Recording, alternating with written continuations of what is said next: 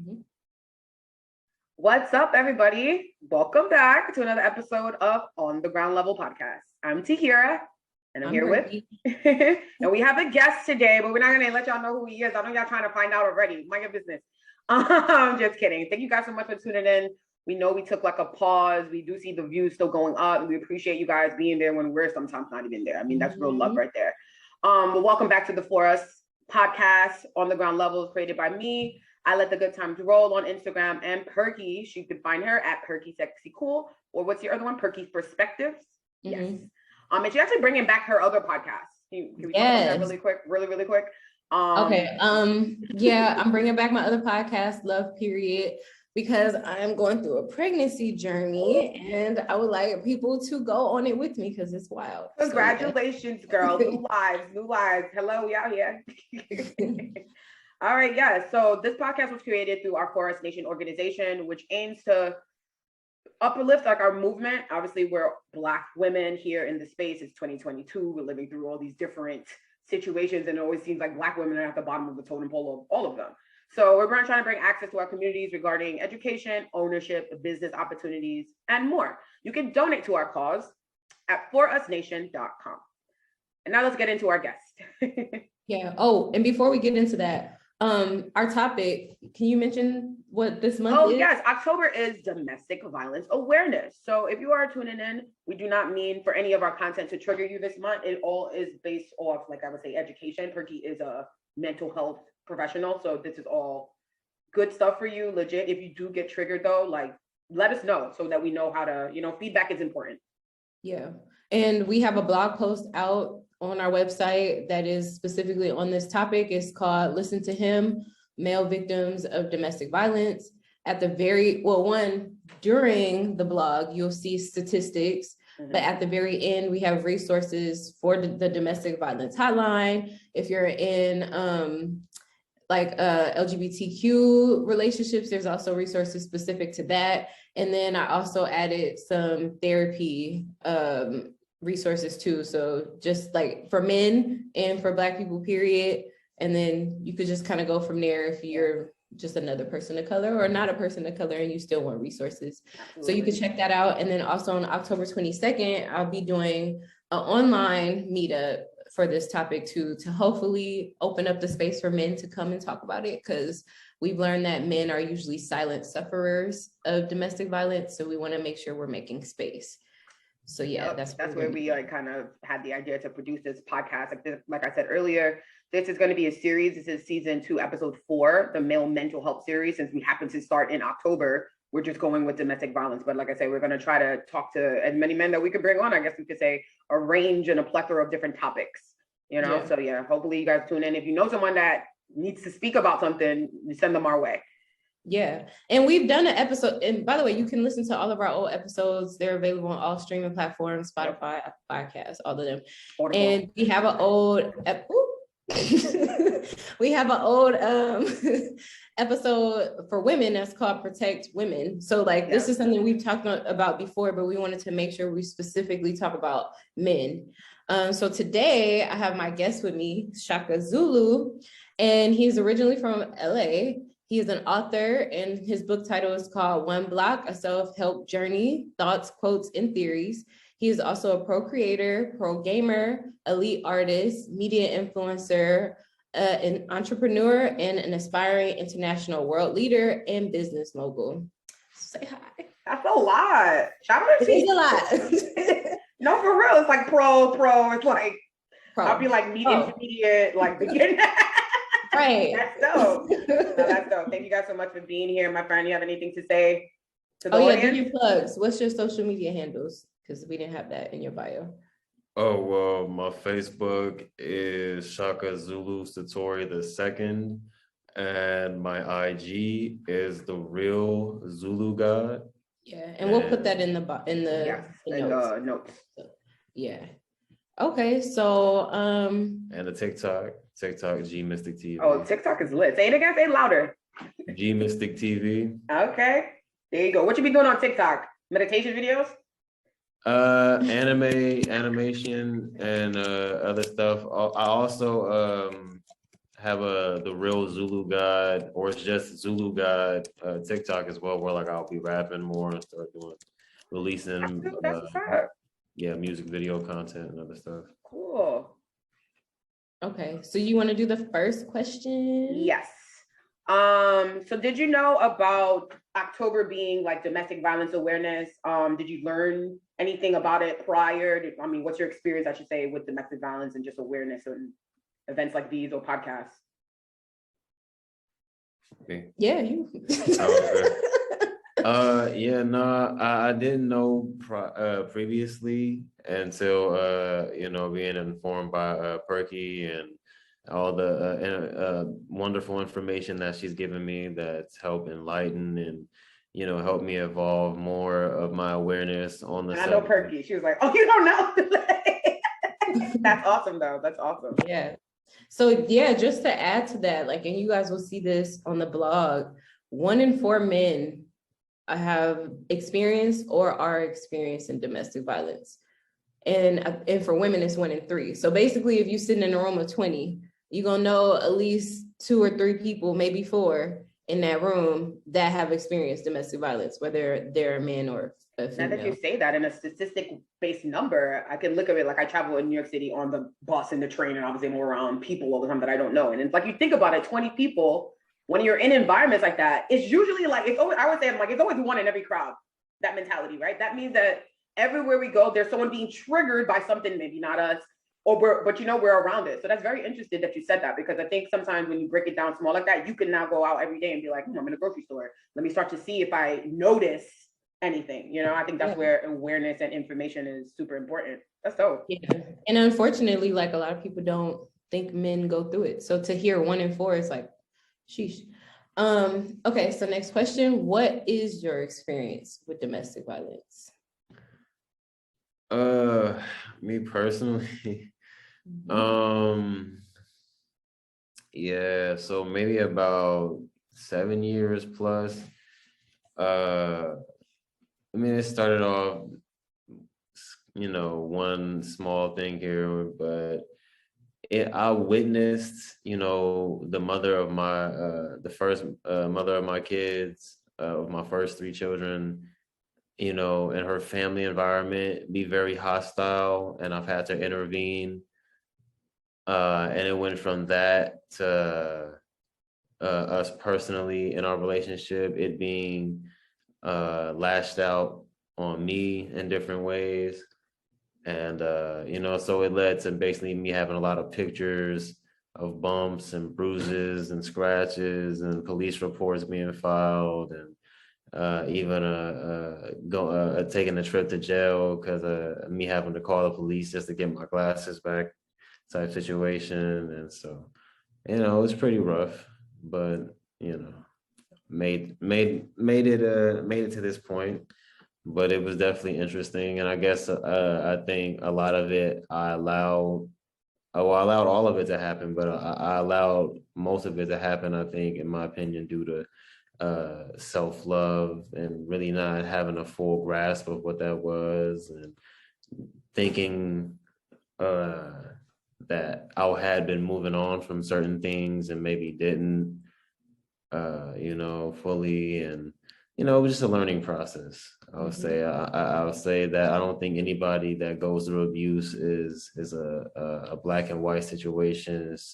It's very interesting how even very strong people can allow themselves to be in not the best or most loving situations, or when they know better. Yeah. And it's funny you say that, because when I was writing the blog, that's something that comes up for men, that like they, a lot of men have this demeanor about them, or this like people's perception of them is for them to be strong, rugged, leader, whatever. And that's also another reason why a lot of them go through this silently, because they feel like, I'm supposed to be strong, I'm supposed to be these things, so how am I going through this? Like, and then shame attached to it, like strength, abuse, physical. Because like, I think even just now, if I can be real, when you start talking, in my first brain, a person that understands mental health, I've been through stuff in my personal life, but I'm like, is it mental abuse or like physical? And then as you were telling the story, I could see like it's physical, right? So I think mental abuse, some people probably don't talk about it because they don't recognize it, but I think physical abuse, when it's obviously you said you can see pictures with yourself going to the precinct and things like that, like that's like legit PTSD trauma to your body, you know? Mm-hmm. So I imagine like how many other men, you know, and how you said that it started from self-love, like that's like, can you explain a little bit more? Like you love yourself so much that you thought that would never happen to you? No, just the lack of self-love, more specifically, and like not acknowledging that was a key component to something that I wasn't paying attention to. And also it wasn't just physical. I mean, like I've been in person and in text, like said, you know, read and heard some of the worst things that you could possibly say to somebody.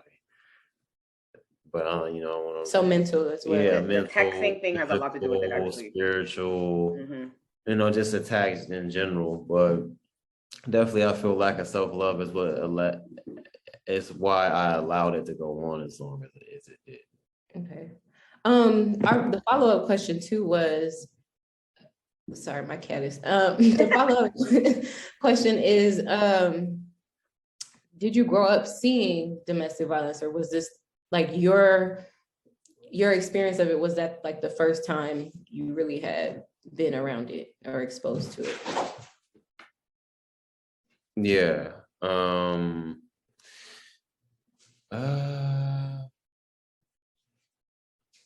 In my household, not really, you know, not at all, in fact, but I had seen enough on TV and heard about it, and in school you see, like, you know, it seems like hurt people, and that's always been a real thing. And so I think people just got to be more conscious of that. And that, because we do this a lot on the ground level. Like we have the questions, and then you say something, and we're like, wait, hold on. Right? It's like, Eureka. I have another question. No, when you said hurt people, right? You said that, right? A lot of us go through that. We understand that. Do you think us as an individual, we don't recognize that we were in a situation once once you're in it, can you see it?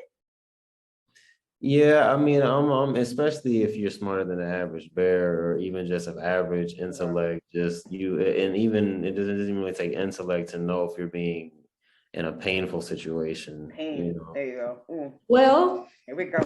Yeah, I mean, so I don't want to counter because I'm not necessarily countering it, but a lot of what happens in domestic violence, because I mean, I talked about this in the Protecting Women episode, like I've experienced it as well.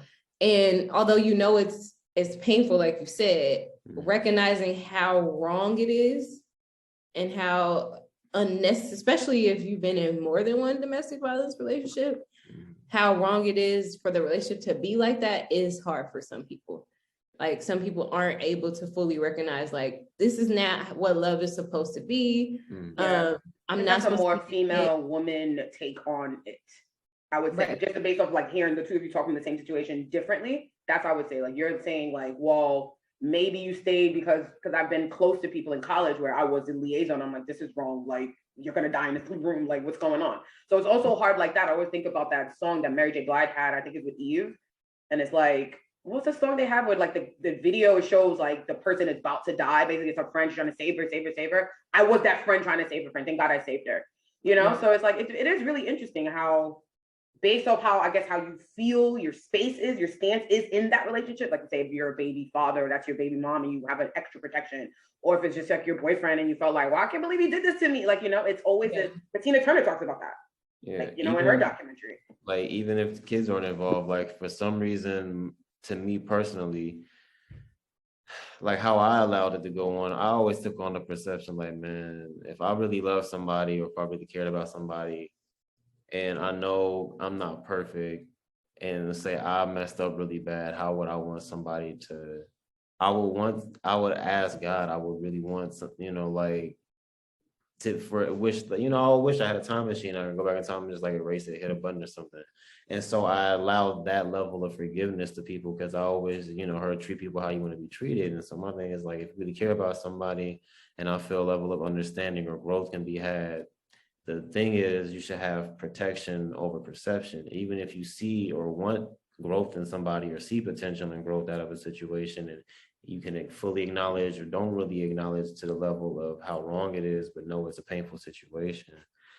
It's important to put protection over perception. Basically, expect the best but prepare for the worst. And then when you see, basically be able to adjust. I think adjusting and letting go is really important, aspect. Even if you are a very forgiving person, you can forgive somebody, but learn to love them from a distance. I love how you said that. I love that. All right, P, you can take the next question because I added in an ad lib. Okay. So so you talked about having to call the police and make police reports. Did you feel comfortable reporting the abuse? Did you tell other people in your life while it was happening or even after it happens? Like, what was that feeling around like exposing that part of the relationship to other people, even if it was the authorities? Not comfortable at all. And it was unfortunate because without my glasses, it's not really easy to see. And so just having to call them just so I can get my glasses back safely, or even... That was a very LA response. Yeah, or I can't even see without my glasses. What you mean? Well, even laugh at you, bro, but you said it. Even what led to that was like she attacked me in front of the kids, and my glasses ended up in the crib or somewhere, and so it was just like, and she had bit my face. I thought my face was like missing based on how it felt when I called the cops, but when I could see I seen the pictures. It was crazy. And so trying to kill you, bro. Like, what was that? Well, whatever. You survived. You're here. Your face is beautiful. You don't got your glasses on right now, so it's like people be like, he can see or he can't see. But yeah, no, you're good. You're good. I mean, I think it's still brave. I mean, Perky, you talked about it, you opened it. Did you report your abuse? No. That's why I came up with that question, because when I was in my first, so I did report the second incident. You remember I told you the one in Jamaica where I almost, so I reported that one, which was a whole, like, it made me regret reporting it because of what happened. Because of where it happened, because it was in America. Where it happened and how they reacted. Yeah. But the first time I wanted to, but I was scared because it was New York. It was right after the Black Lives Matter march and stuff, and all the police was going crazy. So I was scared. It was weird. Like, I had this protection feeling, like, he's hurting me. Not him, sorry. No, but we know.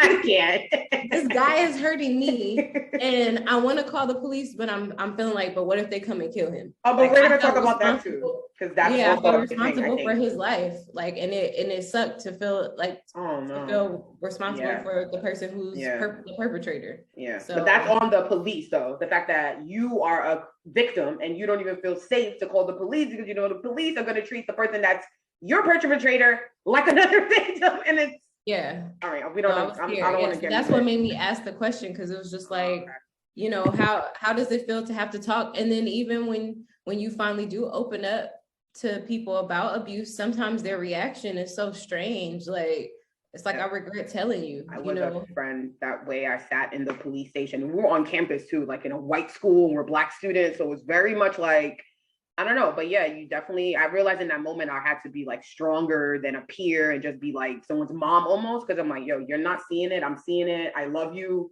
this is not going down, just kind of tap into your morals, this is the right thing to do kind of, and I was studying criminal justice, so it was easier. But advocates are important, speaking out is important, and explaining why you can't speak out is important. Yeah, because the living part is the hardest. Yeah, for sure. I'll ask one more in the next question. Do you feel that being a victim of abuse affected your perception of manhood and or masculinity? Yeah, you just wonder, how, personally, I guess, I just wondered how I allowed a lot of stuff to happen, and just to what degree was I supposed to allow to happen? Because, as a guy, I'm supposed to be able to withstand a certain level of I'm supposed to have a certain level of fortitude. So I would say, even if that did come down to my woman getting physical at some point, is that supposed to be allowed? You know what I'm saying? And to what degree? So it was interesting. And basically, I guess it's the same. The answer was inevitably whatever line you have to draw lines in every aspect of life. And it's just that, I mean, some people, pain is pleasure. So I can't say for everybody, but I would say communication is better done when it doesn't get physical or to a physical point. Is what I learned from it. But as far as the manhood, and it's just, I don't know. Did you feel your confidence like dip, or your ego, anything like that, after, let's say, maybe going to the reporting with the glasses thing that day or whatever? Well, did you feel anything, or was it like, I gotta just do this? In general, at least men in general, no matter whether you want to call them alpha or beta men, or any, just men, period, I've learned genetically or naturally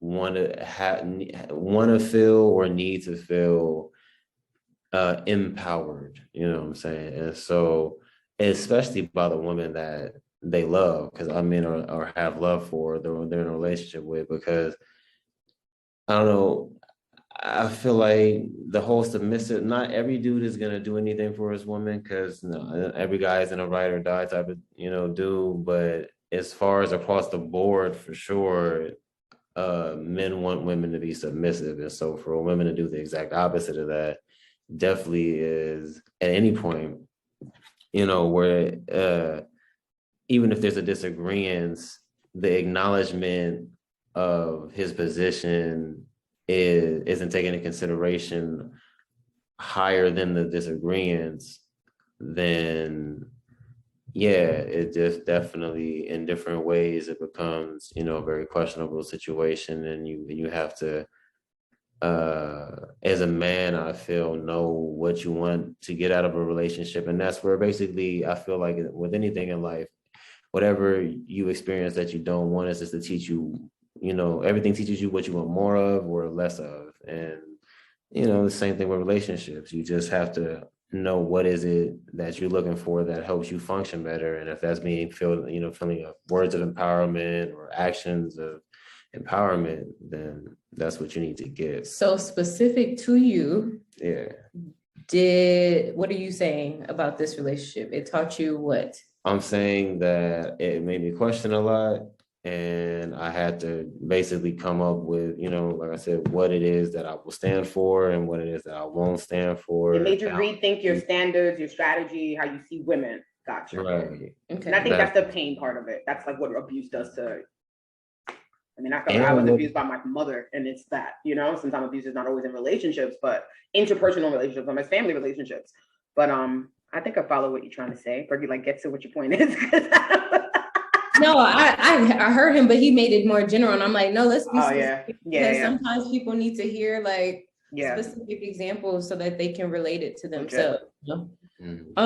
Okay, so as a man, what challenges did the last 2 years present to you emotionally?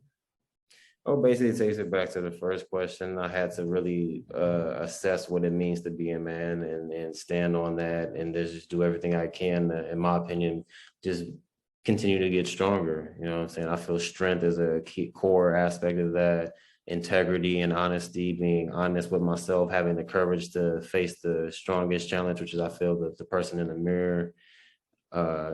Just basically that, all of that helped me further develop what I took by taking it. I feel the better posture, perspective on it is just use it as a lesson to build a ladder.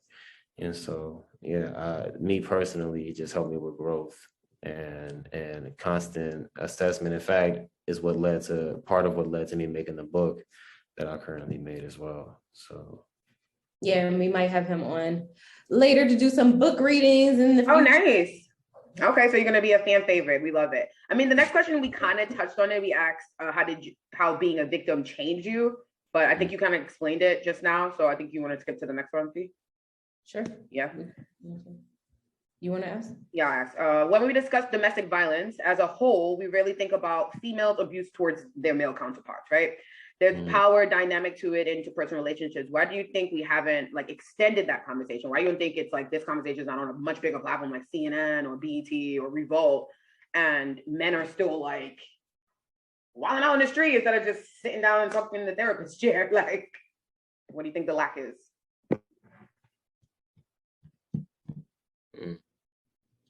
I don't think you're ever really put in a place to even think about it, really.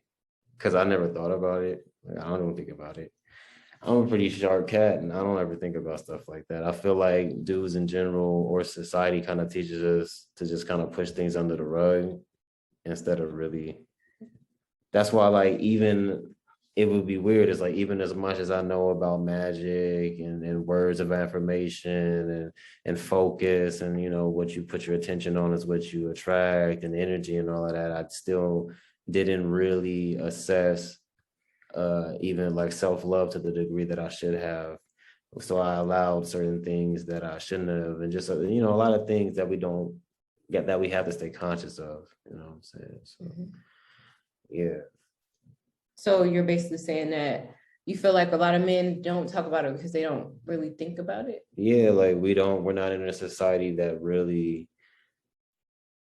It's like nobody cares about how your day is kind of mentality. So like, I feel like anytime, even it's weird, because even though society says they want us to say stuff, but like I feel like our partners say to men, "Oh, we want you to say something." I feel like it's always used against us. I feel like the strongest of men are the ones that are able to get the most done while saying the least, you know, that they need to. Depending on the society, you got to say more, be more interactive or whatever. But still, as far as this in general across the board, I feel like society uses what we say is to find weaknesses or cracks in our armor.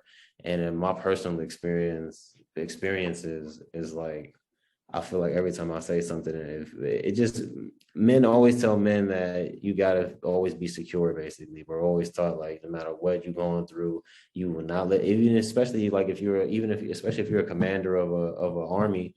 I don't give a fuck what's going on. You let your army know, look, everything's cool, everything's good, everything's Gucci. You know, shit may be about to be horrible, but you got to keep you cool. And basically, we're taught that the strongest of men are confident no matter what, and you have them.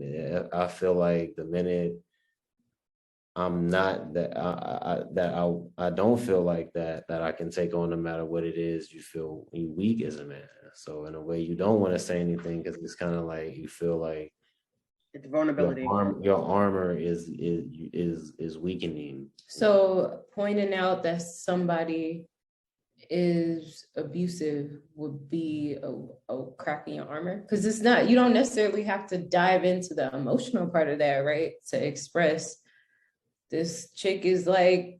But it is emotional, I think, for them. That's what they're saying. Like the fact that that's what I'm asking. Like, is it seen as like the same thing, basically? Yeah, it's a hit to their ego. It's the male ego. And I don't think a lot of them even recognize that. I mean, we could see that as women, you know, because we understand that regardless of if you're a man or woman, talking makes you feel better about things. That's across the spectrum. It's human. That's how we communicate, right? So it's like, when you don't talk, and I wanted to ask a part of what you were saying. Were you speaking more specifically for like white men in general, or like Black men like yourself? Just men in general. Okay. Or I feel like we always have to have an answer to everything, and not really.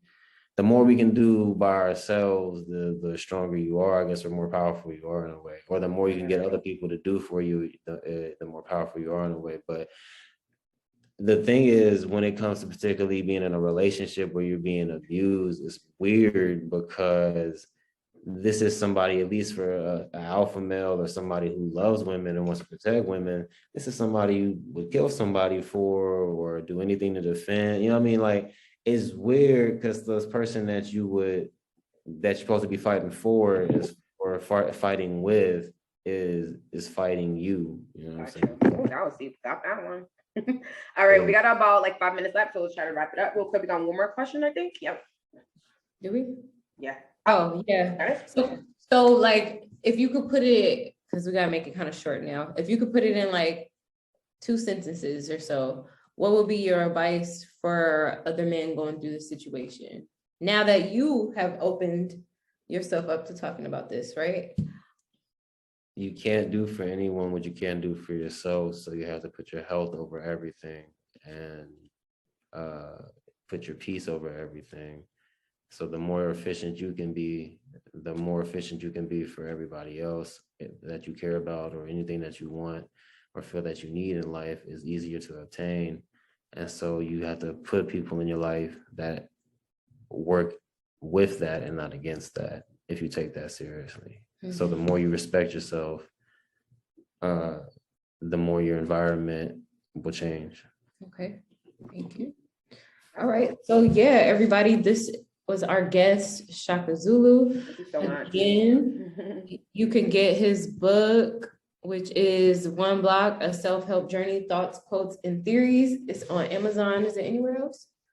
Barnes and Noble. And I think any ebook platform that you can get a book on, you can download it on. Yeah, so you guys can get in touch with that. We'll have the links for his You're gonna come live and read some of it, you saying? For people? Yeah, I'm okay, cool. doing some book reading. That's soon. Cool. I mean, you can send it to me too. We'll go live and read it. I mean, we've been reading like Obama book, but like I'm down to read like local people too. Yeah, that's so cool. So yeah, you guys can follow him. Also, please follow us at Forest Nation on Instagram and Facebook. Find our website, forestnation.com or .org. Donate to us because we are a nonprofit and we're trying to create more programs and be a more efficient and bigger nonprofit so that we can service our community better. Yes.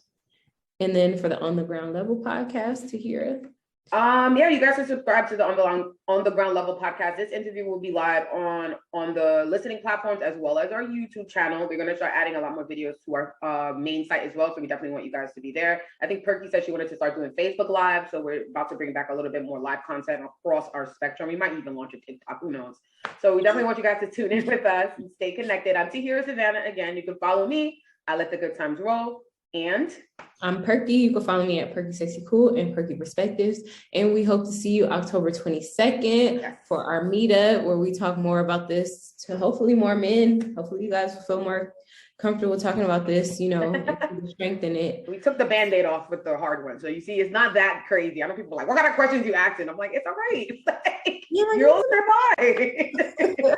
How did you like happy October? Like I know we talking about domestic violence, but this is my birthday month. I love October. October's lit. We have a couple of minutes. I was just gonna ask quick feedback. I'll see if we can start adding this in. How did you like the interview? Yeah, it was cool. Yeah, I didn't get to like get any like secret information before. Oh, okay. No. Do y'all want to tell us what's going on this camera, or we just want to just see my baby daddy? You're so silly. No. I'm asking you guys on your bundle of joy on the way. I'm definitely coming to California, so we gonna see all that. But thank you so much, bro, for launching this, I should say, with us, because it's always hard to be the first one and we don't be knowing sometimes like how is this gonna play out. So I really appreciate that though. Yeah, I dig it. It was cool. Yeah, and we can't wait to see you come out here, girl. We miss you on the Don't worry, I'll be there soon. Anyway, y'all, thank y'all for tuning in. We'll see you guys on the next episode. Ooh.